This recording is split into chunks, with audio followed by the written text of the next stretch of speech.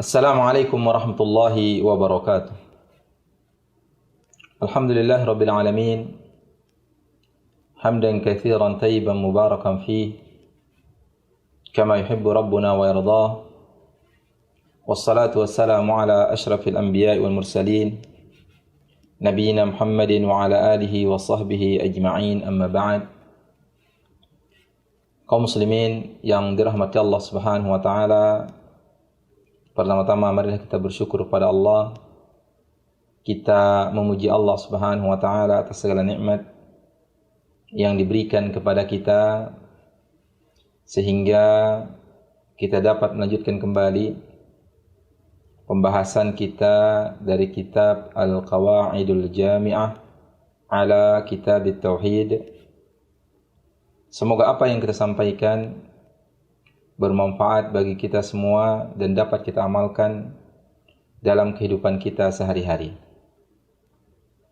Kemudian salawat serta salam kepada baginda Rasulullah sallallahu alaihi wasallam beserta para keluarga-keluarganya dan sahabat-sahabatnya serta orang-orang yang selalu istiqamah mengikuti sunnah beliau hingga hari kiamat. Kaum muslimin yang dirahmati Allah Subhanahu wa taala, kita akan melanjutkan pada pembahasan kali ini, yaitu Al-Qa'idatul Rabi'ah, yaitu kaidah yang keempat. Apa kaidah yang keempat? Kaidah yang keempat adalah man haqqaqat tauhida at-tahqiqal mutlaq dakhala al-jannata min ghairi hisabin wala adab. Barang siapa yang merealisasikan tauhid dengan pelaksanaan secara mutlak, realisasi secara mutlak, maka dia akan masuk ke dalam surga tanpa hisab dan tanpa adab. Artinya ia akan masuk ke dalam surga tanpa diazab melalui neraka. Langsung akan masuk ke dalam surga Allah Subhanahu wa taala. Bahkan min ghairi hisab, tanpa dihisab. Kaum muslimin yang dirahmati Allah Azza wa Jal, sebutkan man ay faman saffa tauhidahu minasyirki saghirihi wa kabirihi. Barang siapa yang membersihkan tauhidnya, mentasfiyah, menyucikan tauhidnya, bersih, minasyirki saghirihi wa kabirihi, dari kesyirikan, baik syirik itu syirik kecil maupun syirik besar. Selain itu juga wa minal bid'ah, dan dia bersihkan juga tauhidnya dari kebid'ahan, dari amalan-amalan ibadah tanpa dasar dari syariat Rasul sallallahu alaihi wasallam, tanpa dalil baik dari kitabullah maupun dari sunnah Nabi sallallahu alaihi wasallam. Wa min kabairidz dzunub, dan dia juga membersihkan tauhidnya dari dosa-dosa besar. Dia berusaha mengesahkan Allah, mentauhidkan Allah Subhanahu wa taala dengan meninggalkan kesyirikan, baik syirik besar maupun syirik kecil, dengan meninggalkan kebid'ahan dan meninggalkan dosa-dosa besar. Maka faqad haqqaqat tauhida at-tahqiqal mutlaq. Maka sungguh orang ini telah merealisasikan tauhidnya dengan realisasi yang mutlak, mengamalkan tauhidnya dengan pengamalan yang sempurna. Kemudian apa yang didapatkan? Wa faza bidukhulil jannah. Dia akan beruntung dengan dimasukkannya ke dalam surga Allah Subhanahu wa taala. Ia akan gembira, ia akan mendapatkan keuntungan dengan dimasukkannya ke dalam surga Allah Subhanahu wa taala. Kemudian juga masuknya ke dalam surga min ghairi hisabin wala adab. Tanpa harus dihisab, tanpa harus diazab. Langsung dimasukkan ke dalam surga Allah Subhanahu wa taala. Wa man akhalla bi syai'in min dalika, dan barang siapa ada yang kurang dari hal-hal ini,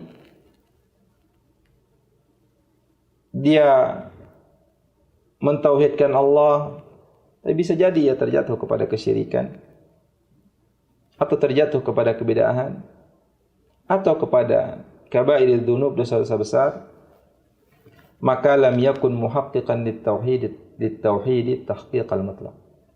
Maka dia bukanlah yang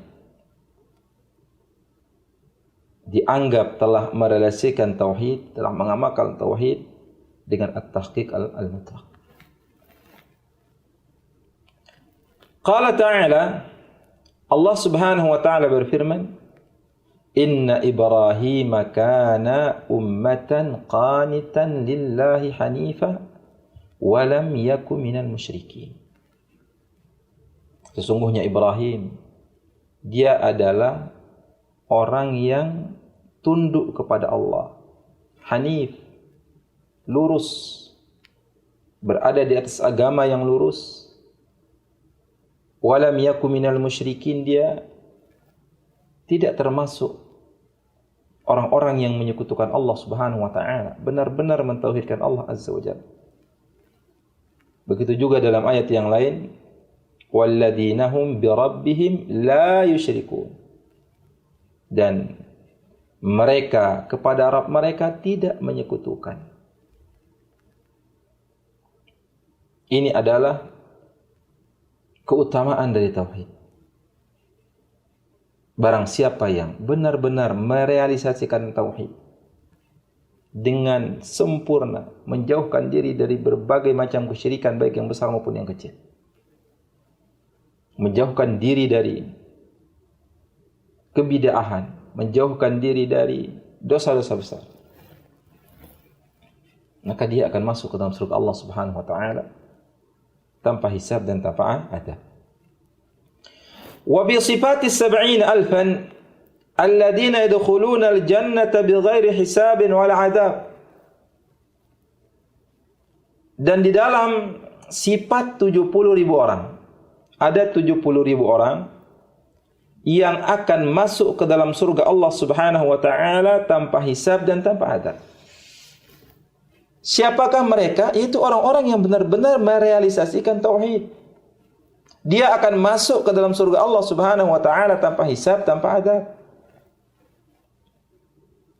Sebagaimana hadis Nabi sallallahu alaihi wasallam yang muttafaqun alaih, humul ladzina la yastarqun wa la yatatayyarun wala yakta'un wa ala rabbihim yatawakkalun. Mereka itulah orang-orang yang la yastarqun, tidak minta untuk dijampi, untuk diruqyah. Ayo coba ruqyah saya, tidak minta begitu. Wala yatatayyarun, dan mereka juga tidak tatayyur. Apa itu tatayyur? Wala yakta'un, mereka juga tidak berobat dengan kai. Wa ala rabbihim yatawakkalun, dan mereka hanya kepada Rabb mereka bertawakal. Tinggi tawakal mereka kepada Allah Subhanahu wa taala. Maka dari sini kaum muslimin yang dirahmati Allah Subhanahu wa taala, min khilalin nususis sabiqah tatabayyanu sifatu muhaqqiqit tauhid. Maka dari nas-nas yang sudah kita baca, maka jelas bagi kita sifat-sifat orang-orang yang benar-benar merealisasikan tauhid. Yang pertama, siapa mereka? Dawamu ta'atillah, yaitu mereka orang-orang yang terus-menerus melakukan ketaatan kepada Allah, dawam, terus-menerus tanpa henti.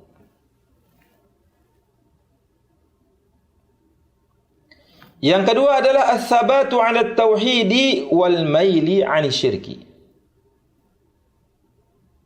Yang kedua adalah as-sabatu 'ala at-tauhid.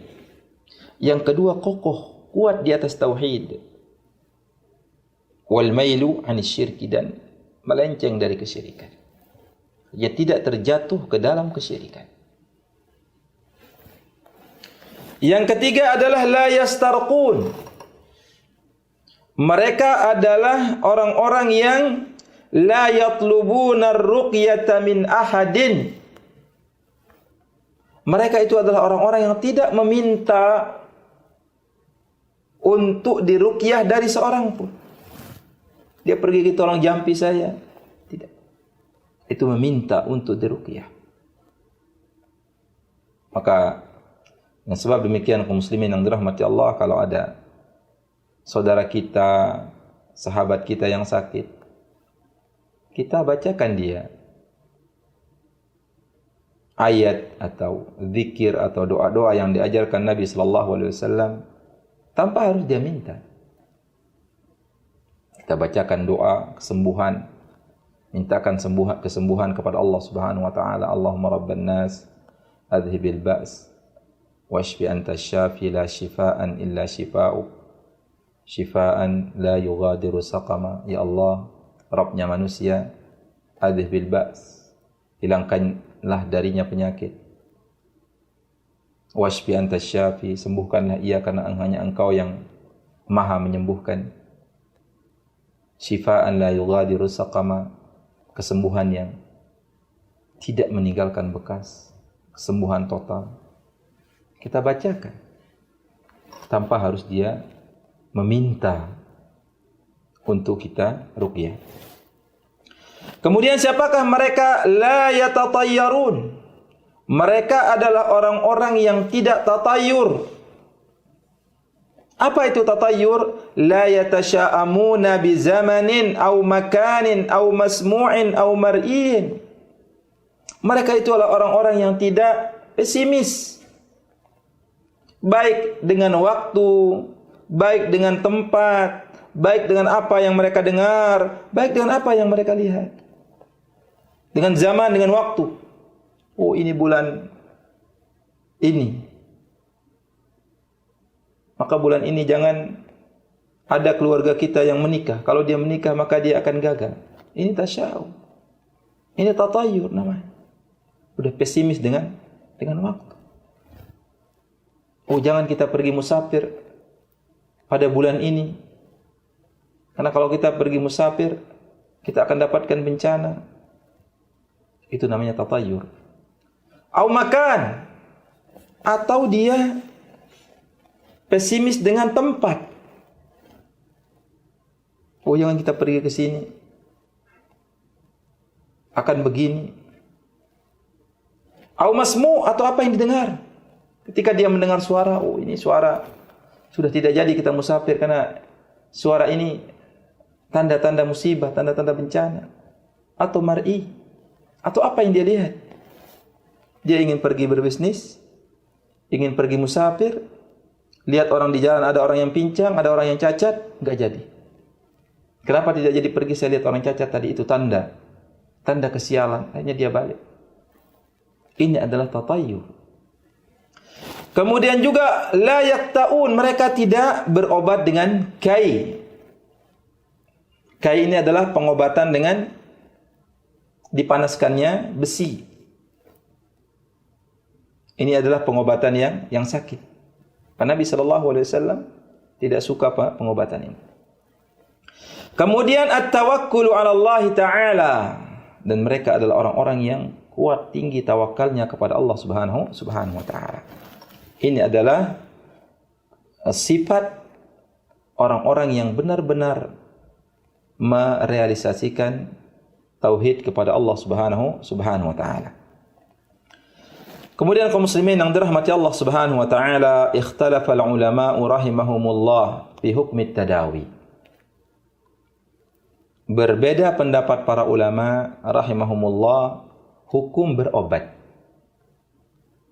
Apakah berobat itu termasuk bagian minta dijampi, minta diruqyah atau tidak? Wa aqrabul aqwal, dan pendapat yang paling dekat kepada kebenaran wallahu a'lam, at-tafsilu fi dzalik. Itu ada rinciannya.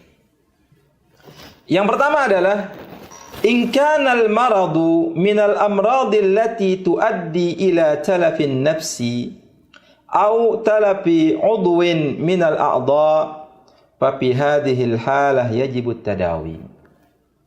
Perlu kita pahami. Jika penyakit itu adalah dari penyakit-penyakit yang akan menghancurkan jiwa atau dapat merusak anggota badan. Artinya kalau tidak kita berobat, maka ada yang rusak.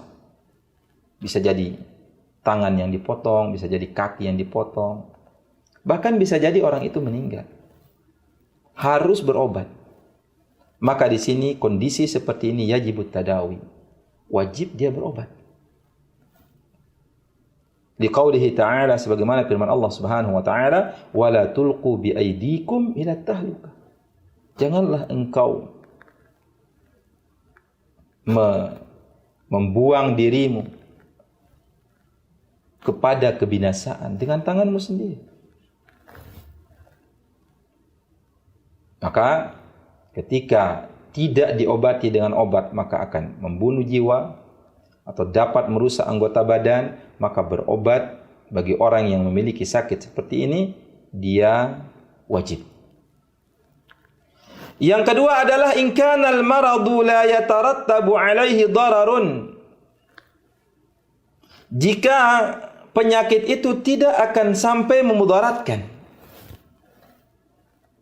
Fafi hadhil halah, maka dalam kondisi seperti ini yubahut tadawi wala yajib. Dibolehkan berobat tapi tidak wajib berobat.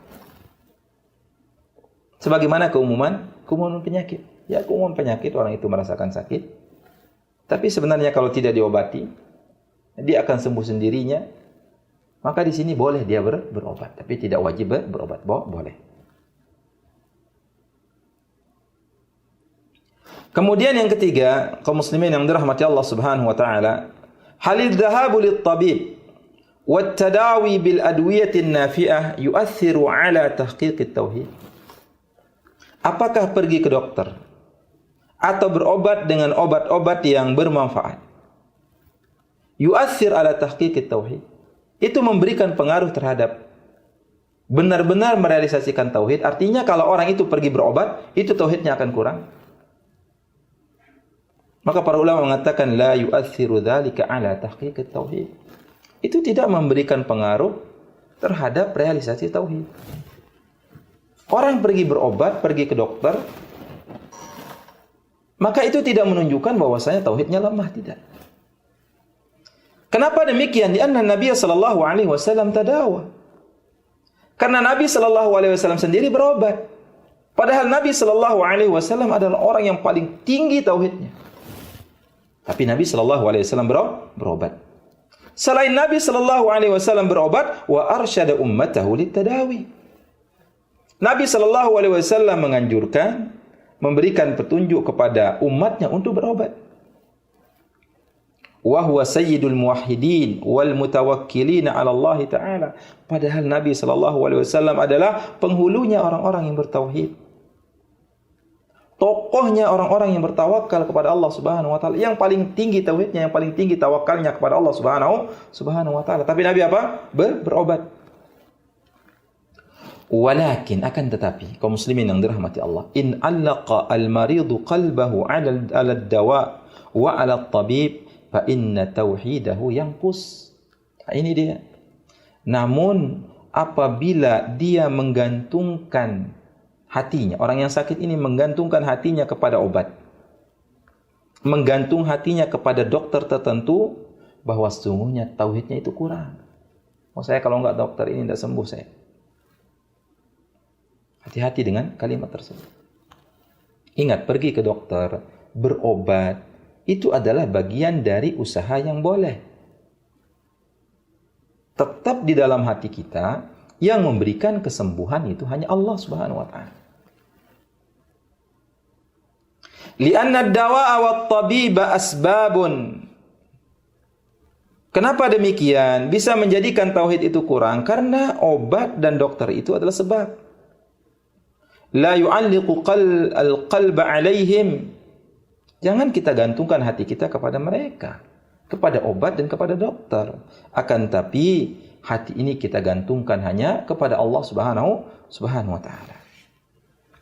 Kaum muslimin yang dirahmati Allah, qala al-allamah Ibnu Utsaimin rahimahullah, Syekh Muhammad Ibn Shalih Al-Utsaimin rahimahullah mengatakan, "Wala yadkhulu fi dzalika man arada nafsahu 'ala at-tabib lid-dawa." Itu tidak masuk dalam kategori orang yang datang kepada dokter untuk berobat. Artinya tidak menjadikan tauhidnya itu kurang. Lianna Nabi sallallahu alaihi wasallam lam yaqul la yatadawaw. Karena Nabi sallallahu alaihi wasallam di dalam hadis tadi, hadis 70.000 orang yang masuk ke dalam surga tanpa hisab dan tanpa adab, Nabi tidak mengatakan jangan kalian berobat. Jangan kalian minta obat. Tidak. Tapi yang Nabi katakan wala yastarqun. Jangan minta untuk dijampi. Bal qala la yaqta'un wa la yastarqun. Kan tapi Nabi mengatakan janganlah kalian berobat dengan kai atau tidak untuk dijampi. Allahumma illa an yu'alliqal insanu qalbahu bit-tabib. Jikalau seorang yang sakit itu menggantungkan hatinya kepada dokter, wa yakunu raja'uhu wa khawfuhu minal maradi muta'alliqan bit-tabib, sehingga harapannya, takutnya dari penyakit tersebut hatinya bergantung kepada dokter, fahada yanqusu tawakkuluhu 'ala Allah. Maka ini mengurangi tawakalnya kepada Allah Subhanahu wa taala. Fayambaghi lil insani idza dhahaba ila al-atibba an ya'taqida anna hadha min babi badlil asbab. Maka harus semestinya bagi manusia ketika dia pergi ke dokter, dia harus yakin bahwasanya usahanya ini adalah bagian dari ikhtiar. Ikhtiar yang boleh. Wa annal musabbibah wallah wahdahu. Akan tapi yang dapat memberikan, mengabulkan, itu hanya Allah Subhanahu wa taala semata. Seperti orang yang ingin mendapatkan anak, maka Allah bukakan baginya pintu ikhtiar, menikah. Setelah menikah, urusan dapat anak atau tidak dapat itu kepada Allah Subhanahu wa taala. Begitu juga ketika orang pergi ke dokter, maka tetap di dalam hatinya yang menyembuhkan adalah Allah. Adapun pergi ke dokter adalah usaha. Pergi ke dokter bisa saja orang itu sembuh, bisa jadi enggak sembuh. Karena kesembuhan itu memang milik Allah Subhanahu wa taala. Wa annahu huwallazi biyadihi syifa hatta la yanqusa tawakkuluhu. Karena di tangan Allah Subhanahu wa taala kesembuhan itu, supaya apa? Tawakal kita tidak kurang. Ja'alana Allahu jami'an mimman haqqaqa tauhida zahiran wa batina.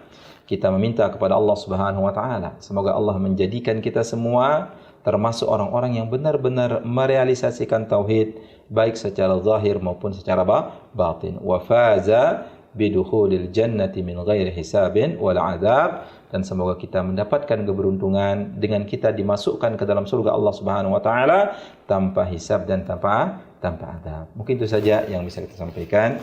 Mudah-mudahan ada manfaatnya bagi kita semua. Terima kasih atas segala perhatian. Mohon maaf atas segala kurangan dan khilafan.